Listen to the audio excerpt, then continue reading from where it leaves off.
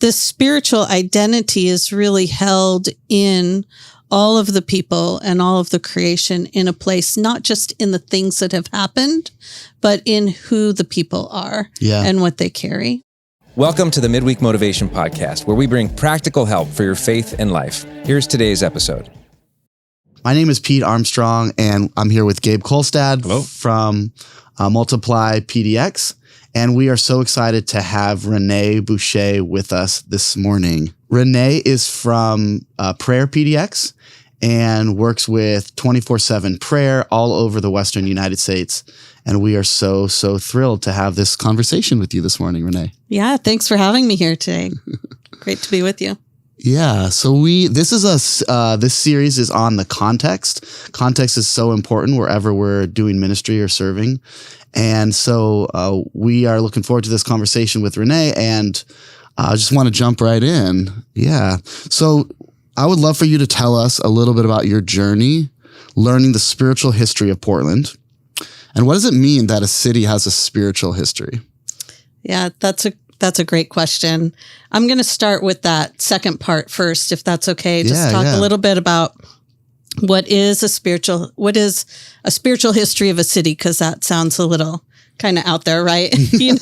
We may not normally think about that, like what's the spiritual history of my city? But I think, everything has a history and an identity. And so if we think about what makes up a city, there's the geographical location, there's the people, there's individuals, there's, the buildings, the architecture, the businesses, the things people do, all of it kind of comes together to make up the city. And so if we think about just these three parts, the creation, the individuals, and the community of people together, I think each one of those pieces has what we might call a spiritual history.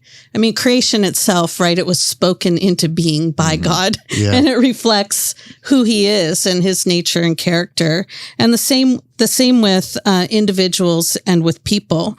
We also have a destiny, like there's plans and purposes that God intends for us to do as individuals, as communities, as people groups, and I think in geographical locations as well, that there's a destiny to place. So I was thinking about this question, I was thinking about Acts 17. We were just talking about Acts 17 before we started, but Paul's in Athens, right? And he's going through the city and he's looking and he's recognizing that, oh, wow, like there's a lot of idol worship going on here, right? And then he's taken in and he's being questioned. And this is what he says. I'm just going to read part of this to move on into the explanation. But he says, "People of Athens, I see that in every way you are very religious. For as I walked around and looked carefully at your objects of worship, I even found an altar with this inscription, 'To an unknown God.' So you are ignorant of the very thing that you worship, and this is what I'm going to proclaim to you. The God who made the world and everything in it is the Lord of heaven and earth and does not live in temples built by human hands. He's not served by human hands as if he needed anything. Rather, he himself gives everyone life and breath and everything else. From one man he made all the nations, that they should inhabit the whole earth, and he marked out their appointed times in history and the boundaries of their lands. God did this so that they would seek him and perhaps reach out for him and find him, though he's not far from any one of us, for in him we live and move and have our being, right?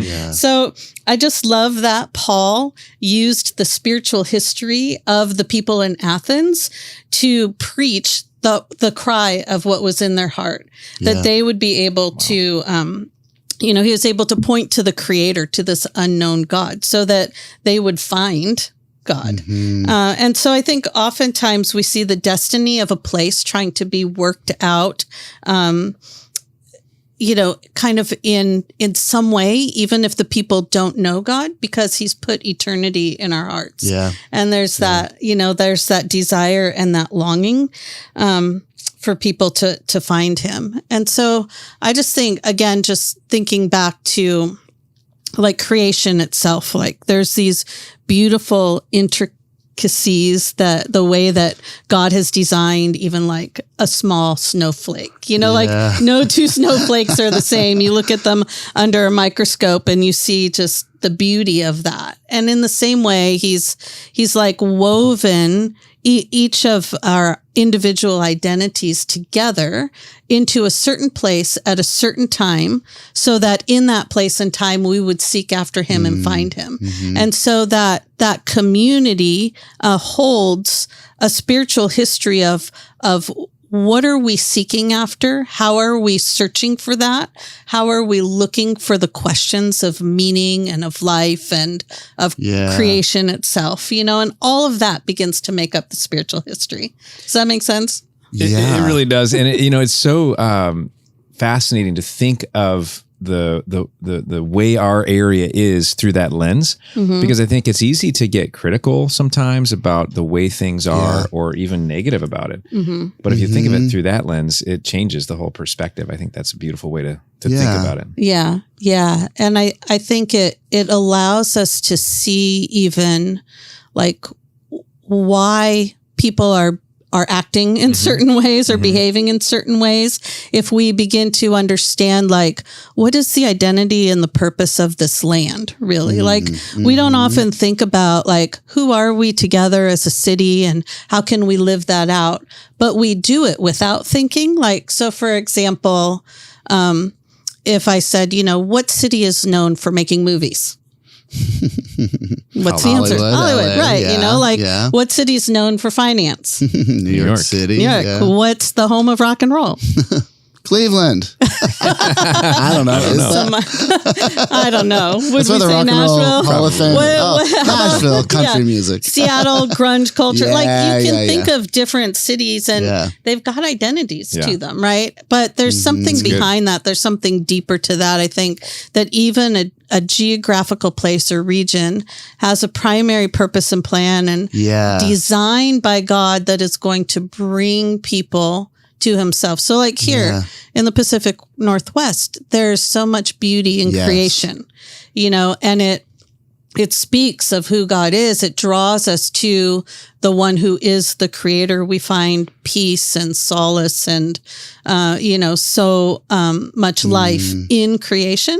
Yeah. But then that can become a God in itself, right? Yeah. We can replace the creation for the creator when we're not understanding the bigger picture. I know. Sometimes I live on the east side and sometimes I drive down Stark and Mount Hood is just there in all her glory. Yes. And you're, and like as a follower of Jesus and a person of faith, I'm like, God made that. And even Jesus and the Holy Spirit made that, like in the beginning, and drawn into that to just say, wow, God is so creative. God is good at making things. He's really good at making things. But then, I think so often as Christians, then we're lamenting and like talking down to people like, well, they're spending their Sunday mornings climbing Mount Hood, hiking around Mount Hood. And like, but that's part of their searching for God. It is. And to connect the dots and say, but Jesus. Yeah. And it's a part of the, it's life-giving, right? We use that phrase a lot these days, what's life-giving to you? And, it's being in the place where we feel close to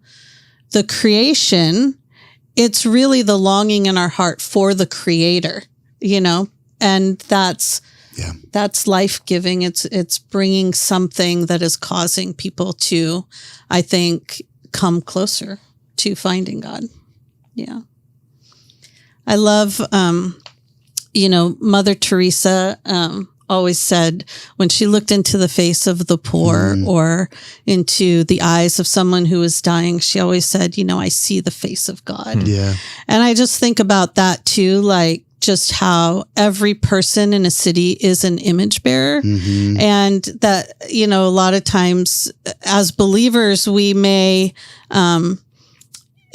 we may put up walls or we may not want to intersect our lives with certain groups of people, but every single one tells us something about who God is and is a reflection of who God is. And so this spiritual identity is really held in all of the people and all of the creation in a place, not just in the things that have happened, but in who the people are and what they carry. Yeah.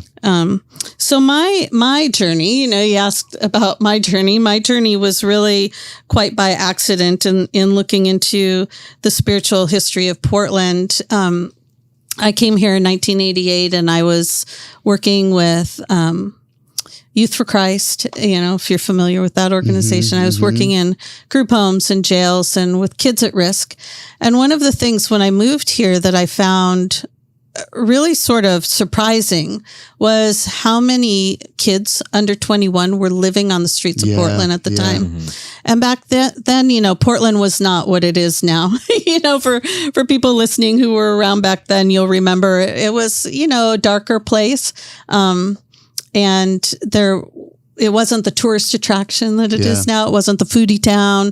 The Pearl District didn't even exist. People didn't go downtown for a lot of things. And so it was a pretty dark place. And so I saw these kids living on the streets and I just wanted to know why there were so many. So I just started asking questions, I started asking questions that kind of connected to their lifestyle and the things that were impacting them, and looking at different aspects, like whether it was the sex trafficking that was happening or the high levels of witchcraft and satanic worship or the drug addiction. It's like, where are all of these kids coming from, and why is there so much fatherlessness in the city, and what's wrong with our justice system and our foster care system that we can't provide a place? There weren't really many shelters for the kids or services for them back then. And there were underage clubs that we knew, like live sex acts were taking place on the stage. And, I could go on and on. The skinheads were really big downtown at that time. There were so many issues just centered right in the downtown area. And I wanted to know why, because I wanted to find, I felt like if I could find sort of that answer, then maybe it would help me find a solution to help these kids get off the streets. Yeah. And I saw at the time I was living in East Portland in a low income housing project. It was mostly like Laotian Hmong. And it was an interesting place. Like, again, Portland was different in the 80s and 90s. And I know there's a lot of violence and things we're experiencing in the city now, but back then it was pretty bad at the time. And so we would hear gunshots, in the park across the street almost every night. And we'd see the Vietnamese gangs would come in with sawed-off shotguns and they would just carry mattresses out of the building because people would, in that community, the people would sew all of their money into the mattress. So they just take it out, So we were seeing like firsthand, like in the space where I was living, just the brokenness and the vulnerability and the way that people are taken advantage of and the violence that was in the city. And so again, it just led me to question after question. And the more that I looked into, the history of the city, the more fascinated I was. I learned that at the beginning of when the city was just becoming a town, that all of the men left for the gold rush except for two, and just basically left a city of women and children. They never returned. They never came back. Most of them never came back. And I learned about the Shanghai tunnels, right? Like most of us in this area are familiar with that part of our history, but they would have trap doors in the bars and they would, drug someone's drink and open up the trap door. And a day later, they'd find themselves on a ship, being taken off to another country where they were basically going to be having to do slave labor and had no way out, right? Yeah. I learned about how we had the nation's largest abortion clinic before abortion was ever legalized. And the woman who ran that became so incredibly wealthy that it was just like ridiculous. The wealth that came out of that. People would come from all over the country to have abortions here in Portland. And that's not getting into all the political aspects of, abortion. It's just saying that there was a seeking after wealth, at the expense of women and children often. Yeah.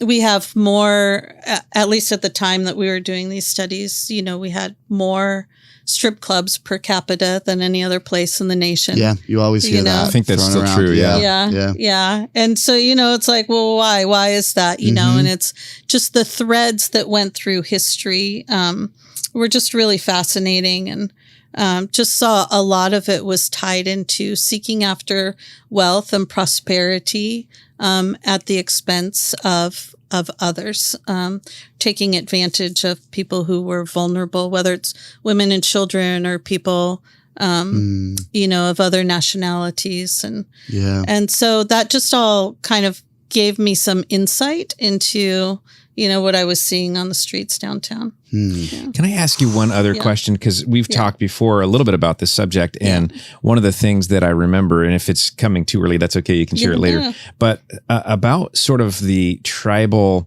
activity and some of that, how that ties into sort of the devaluing of children. Well, it's interesting if you look back into some of the history of even when the first settlers came, and they were at the fort in Vancouver. And actually, a lot of the men would take the native women as their wives because there were no other women, and so they were living here, and they would bear children and they would have families. But then when, and I'll get to this other piece in a minute, but they would have families, but then when women started coming from Europe, then they often just left those families and would actually then remarry, actually marry someone else and start another family. And so there was, even from the very beginning, there was this issue of abandoning the women and the children. And we did read in some places that even when they came across the river to, when the white men would come across the river to trade, that at times the First Nations would send the women to do the trade, because if they slept with the men, they'd get a better, value of the trade. But then if they came back then and, were pregnant, that sometimes they would be forced to basically slam their bodies against the trees to abort the child, Wow. So it's like there's this history in the land of prostitution, really, and abortion. Of prostitution, of abortion, of neglecting or devaluing or walking away from the women and the children in order to seek success and prosperity. Yeah. So interesting. Yeah. I mean, I know I'm skipping ahead a little bit, Pete, but I'm curious how you feel about like the generational sin / curse nature of some of those things, because it's so weird that happened then.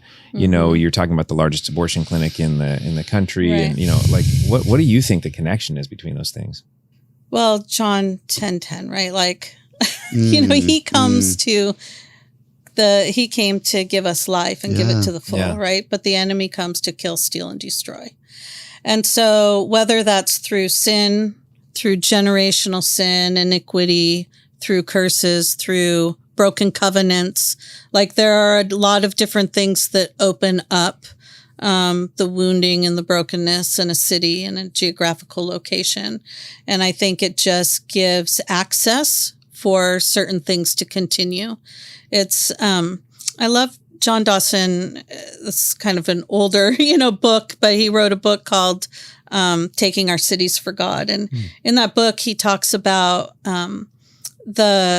there are wounds in our city, and until those wounds are healed, we're not going to be able to see the transformation that we want to see. So it's kind of like if we have a wound on our arm, that's like deep and bloody and festering, and there are flies that will come, like this is disgusting, but this is kind of the, until we can try to swat the flies away, but until we actually heal that wound, the flies will keep coming back. And so I think there's something, an aspect of that where there's been an opening that has allowed certain trends to continue on in our city. And maybe at times they get sought after in different ways, but you can still see that underlying thread that's there. And so the question is, how do we heal those wounds? How do we close them? It's so interesting to see how things got the way they are, And so tell us a little bit more about the generational sins, or maybe even the redemptive gifts of our city. Yeah, I love that, because I do think, like I said earlier, I love the idea that there is a purpose to a place, everything is by design, nothing is by accident, right? Everything is by design. And so we spent quite a bit of time just really praying into this and looking at this, like in the early 90s, late 90s, really, we were walking through just this process of what is it that God really desires for the city? And if we want to see transformation in the city, like, what does that mean? What would that look like for Portland? And so we started by looking at what are the patterns of iniquity that we've seen throughout history. So kind of like we were talking before, we could see this pattern from almost the beginning of the time that the white men came here, and we don't really know about before that, but we could see this pattern of that was a thread of fatherlessness and abandonment or an orphan spirit. And so we kind of looked over the entire region, and we felt like, it feels like there's a culture of death. Like at that time, Portland was very dark and very gloomy and very apathetic, and it just felt like we were I think we were one of the first places to pass into law the right to die legislation, and some of that stuff was going on then. And just everything felt very heavy. Like even driving into the city, you could just feel the weight of the oppression, as you drove into the city. And so we looked, without going into the detail of all of the history, because we just don't have time, but we saw threads of 7 or 8 different areas. So 7 different areas. I think one was just this fatherlessness and the orphan spirit. Another one was injustice and bondage. So a lot of that played into the addiction and the sex trafficking, but also we have an extremely racist history here in Portland.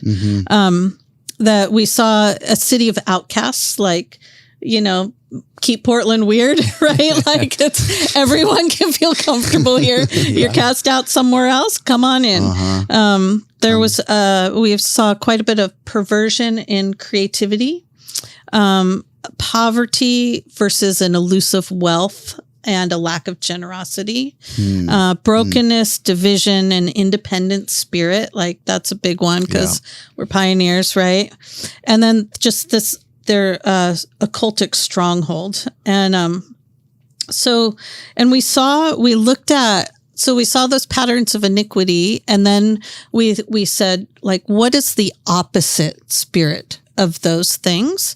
And so for the fatherlessness, we said there's a spirit of adoption. Maybe this is a place where the Lord really wants to pour out that spirit by which we cry out, Abba, Father. That there would be a place of belonging and community here, that we would see justice and mercy and have a right understanding of what biblical justice and mercy is, the bringing together of all things being made right again, and the wholeness of shalom, exactly. The flourishing of all people, right? Beautiful. And then we've heard prophetically for years, people will come here and they'll pray over the city and they'll say, this is a city of refuge. So what does that mean for there to be a place of peace and protection for people who come here, a place of rest, a place of welcome, a place of hospitality, and of new life, really. that we would have redemptive creativity, that the innovation and the creativity in all spaces would reflect the kingdom values and principles, and not in a weird way like we did, because that can, but just among the artists and what they're creating. And we did just an aside, but we did an art show years ago down in the Pearl, and we curated work. We just asked for people to create work that reflected the justice of God. Okay. But one of the caveats is we said you can put no Christian symbolism or the face of Jesus in there anywhere, like no crosses, no doves, like nothing. And there were people who like insisted on putting that in there anyway. And we said, sorry, you can't be in the show. They were really upset. But I think there's, there is a way to, just to bring, that creativity with the redemptive purposes, that there would be fruitful prosperity and radical generosity. That there would be healing and unity. And then that we would be a city of prophets, kind of like I think of the sons of Issachar. They understood the times and they knew what to do. That would be the foundation, the people who lay the foundations to rebuild the city and restore the generations that have been broken. That is absolutely beautiful and fascinating to think about. Where is the evil happening? And then the obvious thing, I don't really think like this, but the obvious thing is the exact opposite is what God is trying to accomplish. What a beautiful way to look at it. Goodness is stronger than evil. So good.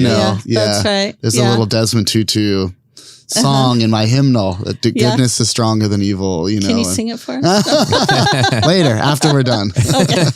in the bonus content. There you go. Watch the bonus content. But to see the reverse of that, right, and to pray into those things, right, beautiful vision. And it's fascinating too to think about, to see how. Again, like we're trying, even when we don't know God, we're trying to work these things out, so like there are things that we saw in Portland back in those days, like, and now like, in the late 90s, we were praying that the church would have a heart for justice. And, it's that the church, the greater church in Portland, that our heart would be broken for the things that break God's heart. Because at that time, like I said, I felt like there was a very apathetic spirit there then that I really feel like there's been significant breakthrough in. And I don't feel like so much. I wouldn't describe Portland as apathetic at this point in time. I mean, maybe in some places, but I don't think the church is apathetic completely anymore. No. And, but at the time, we just saw a lot of families were, so again, just kind of going down that list of the redemptive gifts, like we saw families adopting children. We saw a lot of nonprofits begin to rise up. And so now we don't see the kind of population of street kids that we did back in the day when I was doing the programs, because now there are services for them.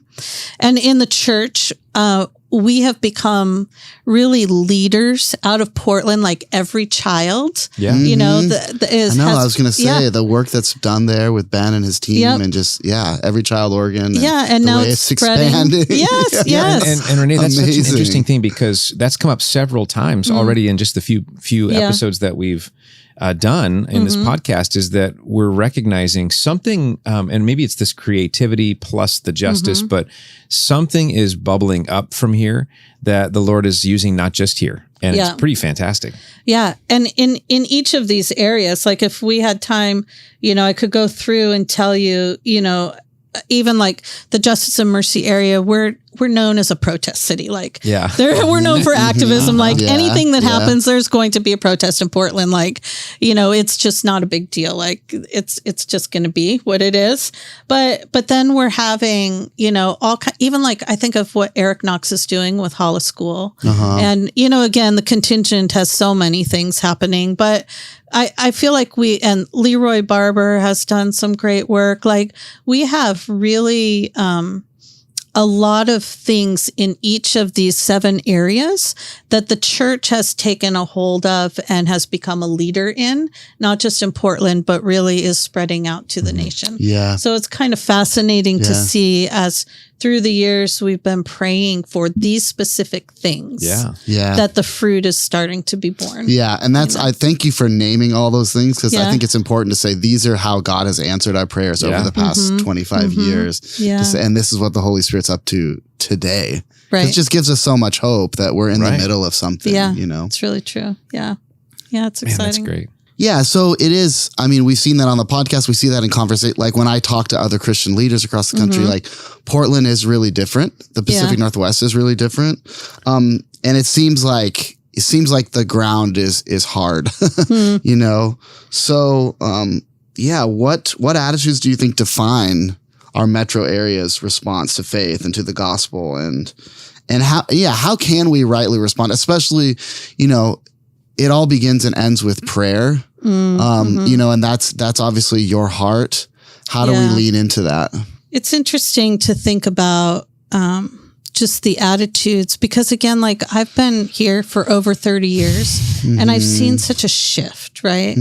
But I think like there has been a hardness to the gospel, especially in the past. I think there's a lot more openness to it now than there has been. Yeah. But historically, like people moved west to get away from the like they didn't really want to stay in the culture of the religion, and you know, there were a lot of different reasons they came west, but there have been a large number of people throughout the generations that have come here because it is a place that is not bound by religion. You know, I think the First Nations people too, they had religious beliefs that were based, again, like talking about nature and, you know, like the beauty of creation. We tend to turn towards the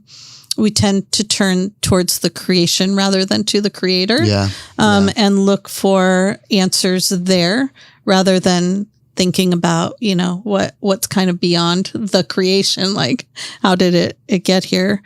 But I think there's this fierce, like individualism and that rugged independence. You know, we are pioneers. We're forerunners. We don't want anyone to tell us what to do. And we don't want to, be dependent upon anybody else. Like, you know, we want our own ideas. We want to be the first one to think about it. We want to be the ones that are right, and we're going to make it happen, you know? And so that just, I think we love the idea of that kind of freedom. We love the idea of being weird. You know, I mean, it really is just sort of packed in, of being different, of being, you know, exclusive or non-traditional or progressive or, you know, whatever word that you want to put to it. I think a lot of that just really does tie into this independent spirit. And it causes us trouble in a lot of different ways. And I think that we've lost the value and the understanding of community. And I think that's where a lot of our brokenness then begins to stem from as well. Yeah. So when you were doing this pre-work and, you know, you've obviously refined it over time and you keep learning, what did you find out? What are you finding out about the history of racism in our city? And even now, like how it's impacting things and how we ought to be thinking about it and responding. Yeah, that's a big question. You know, we could do an entire podcast just on that, and you probably will, hopefully, especially pull in some of the people from, you know, communities of color. They could speak into it a lot better than me. But just in terms of some of the history, you know, Portland is the whitest big city in the nation, you know, and so again, the question's like, why is that, you know? But it was the only state in the union that actually forbid Black people from moving here from the time it became a state. So from the very beginning, it has been legislated. And I think some of the language of that legislation was taken out as recently as the year 2000. Oh my goodness. So it's been there for a very long time.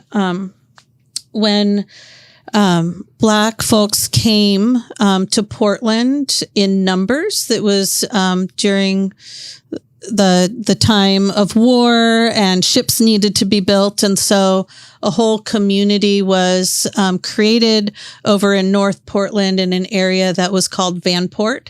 But it was all built in a floodplain. And so maybe you've heard, hopefully you've heard about, then the floodplain flooded. Imagine that, and the entire community was destroyed and pushed up into what is now another part of Northeast Portland. And this is like, this is recent history. Yeah. Like there are still people alive who lived in Vanport or who grew up in Vanport, so this is like not 500 years ago or 2,000 years ago. Like this is like recently enough, like less than 100 years ago that people are still alive, So there's still a lot of pain there. There's memories, there's bodily memories, there's, relationships, there's, stories that have been passed down that people remember and lived. It was their lived experience. There were things that,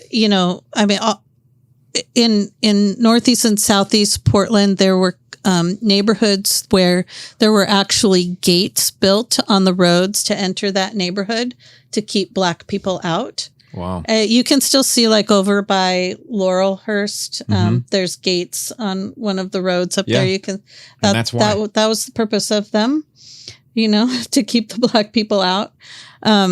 Redlining was prevalent, across the city, and just the practice of creating policies that kept it really impossible for specifically Black or Latino, but other families of color, to prevent them from actually buying land or homes. And so that in turn prevents them from having generational wealth to pass on to their families.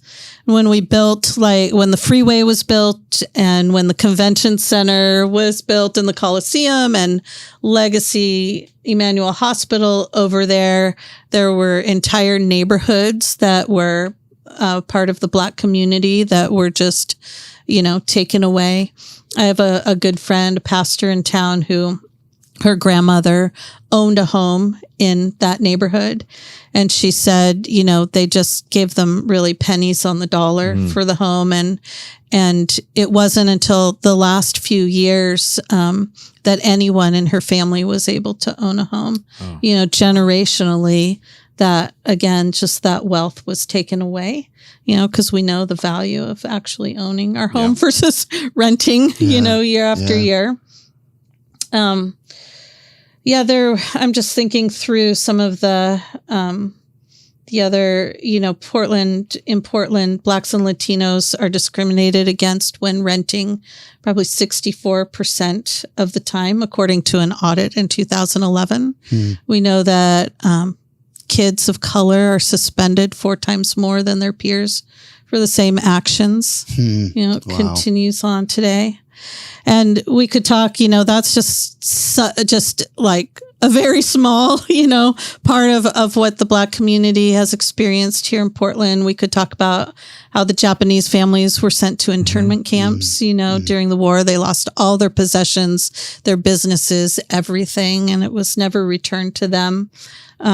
The Chinese suffered just incredible discrimination and persecution.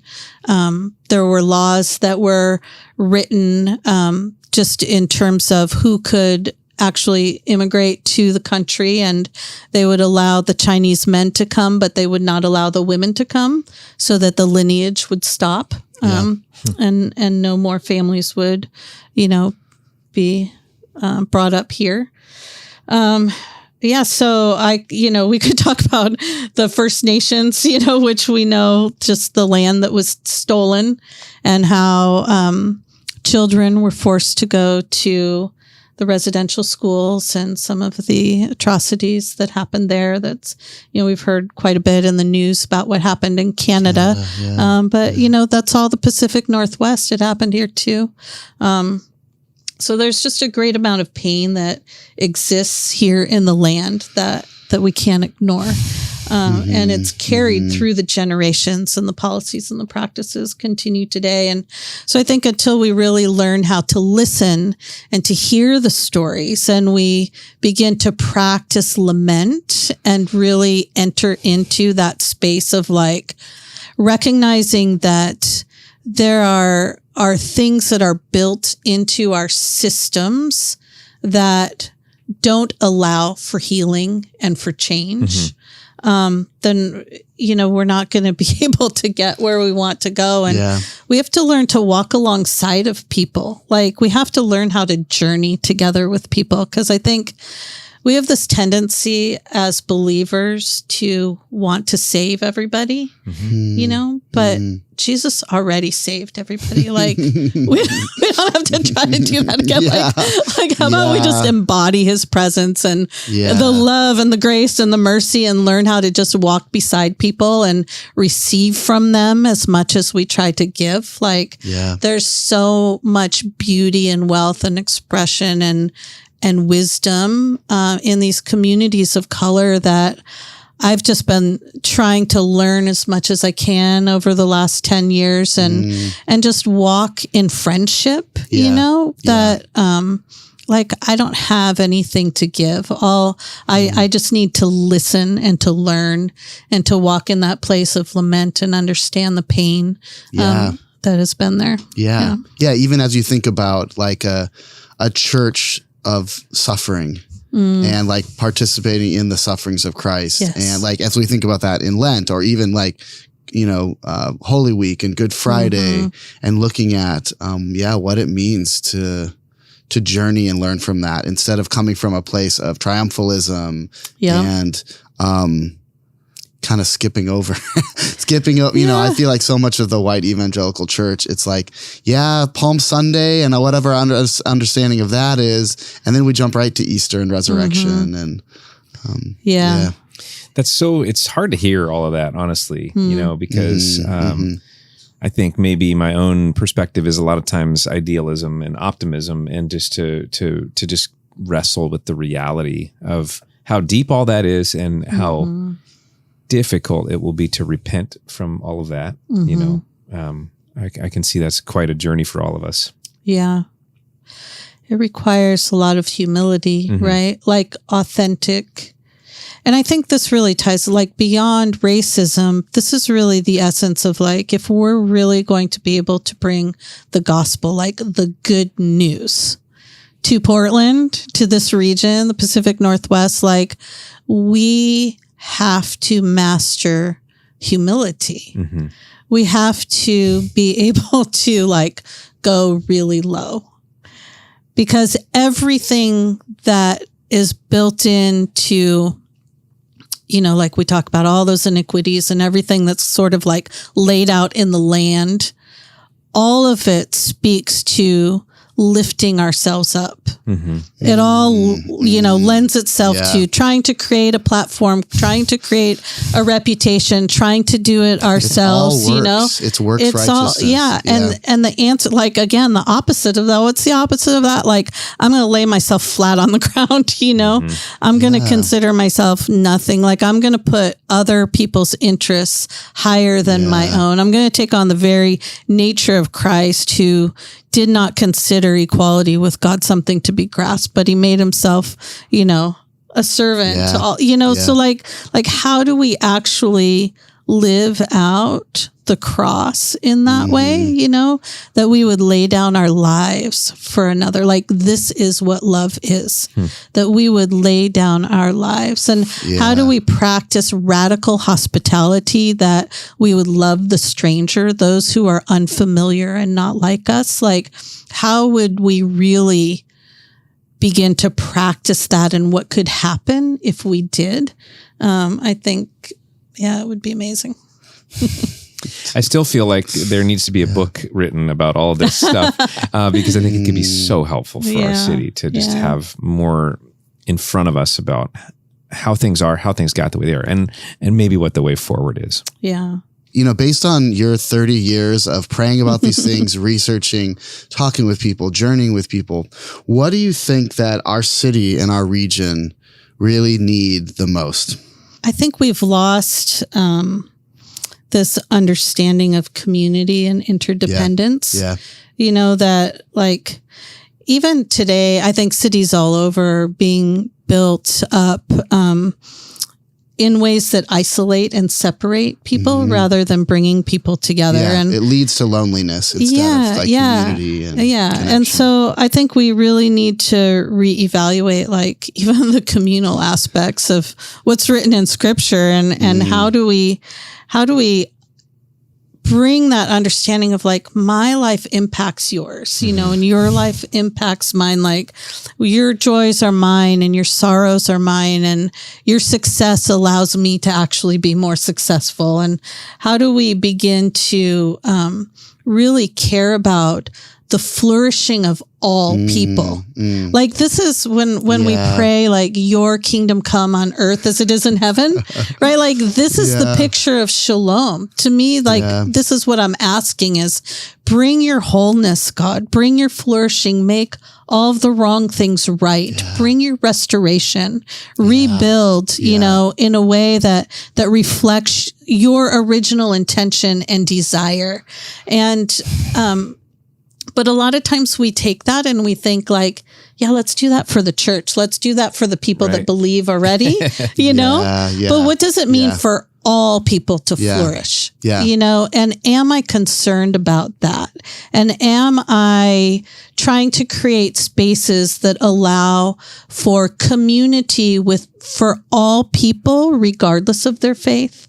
And am I creating spaces that and practices and policies or, you know, whatever realm I'm in that actually allow for the flourishing of all people, that they would be able to have those barriers removed that are preventing them from seeking the Lord, because that's why they were put in this specific time in this specific place. You know, if we go back to Acts 17, you know, like, that's the stewardship of it, you know, right there. So so how am I stewarding this? Am I trying to create a name for myself within Christianity? Or am I stewarding a geographical region in a way that I can ensure that I'm hosting the presence of God, then that I'm being a person of presence for the people around me so that they can find who he is, you know? Yeah. So deep. Wow. Yeah. Thank you so much, Renee. It's just a gift to be with you and to just walk through the depth that you bring to our conversation. We really appreciate it. Yeah. Thank you. We hope you enjoyed this episode of Midweek Motivation. To make sure you don't miss any content in the future, please subscribe, share, and if you enjoyed this, give us a like. And consider popping by a Westside service some weekend. You can find out more at westsidecommunitychurch.com.